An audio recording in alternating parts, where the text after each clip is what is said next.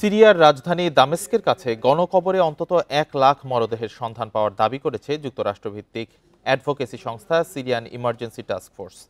Bashar al Assad সরকারের শাসনামলে এদেরকে হত্যা করা হয় বলে জানায় সংস্থাটি। এদিকে সিরিয়ার ভবিষ্যতের চাবি তুরস্কের হাতে বলে মন্তব্য করেছেন নবনির্বাচিত মার্কিন প্রেসিডেন্ট ডোনাল্ড ট্রাম্প। সিরিয়ায় গত সপ্তাহে বিদ্রোহীদের হাতে পতন ঘটে বাশার আল আসাদ সরকারের।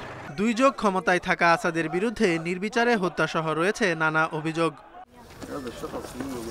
সোমবার দামেস্কের কাছে পাওয়া যায় একটি গণকবর।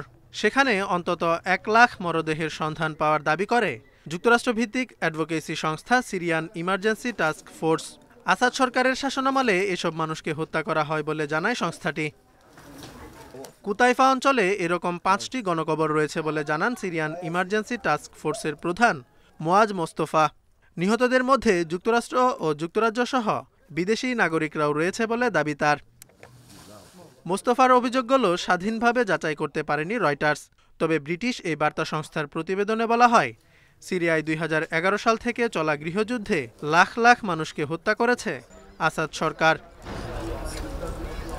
মানবাধিকার লঙ্ঘনের বিষয়টি বরাবরই অস্বীকার করেছেন ক্ষমতাচ্যুত প্রেসিডেন্ট বাশার আল আসাদ। সমালোচনাকারীদের চরমপন্থী আখ্যা দিয়েছেন তিনি। এদিকে সিরিয়ার ভবিষ্যতের চাবি তুরস্কের হাতে বলে মন্তব্য করেছেন নবনির্বাচিত মার্কিন প্রেসিডেন্ট ডোনাল্ড ট্রাম্প। তুর্কি প্রেসিডেন্টের প্রশংসা করে ট্রাম্প বলেন, রিসেপ তাইয়েপ এরদোয়ান অত্যন্ত বলিষ্ঠ ও শক্তিশালী সেনাবাহিনী গড়ে তুলেছেন। সিরিয়ার উত্তর দিকের কিছু অংশ তুরস্কের নিয়ন্ত্রণে রয়েছে। একসময় ওই অঞ্চল কুর্দিদের সশস্ত্র গোষ্ঠী ওয়াইপিজির হাতে ছিল, কিন্তু তুর্কি বাহিনীর আন্তঃসীমান্ত হামলা ও আঙ্কারার সহায়তাপুষ্ট সিরিয়ান ন্যাশনাল আর্মির মাধ্যমে তাদেরকে সেখান থেকে বিতাড়িত করা হয়।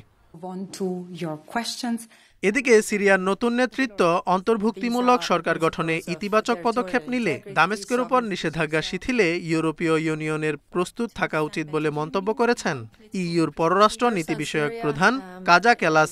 এ সময় সিরিয়াকে রাশিয়ার প্রভাব মুক্ত করার উপর জোর দেন তিনি। Zobayer Hossain, independent news.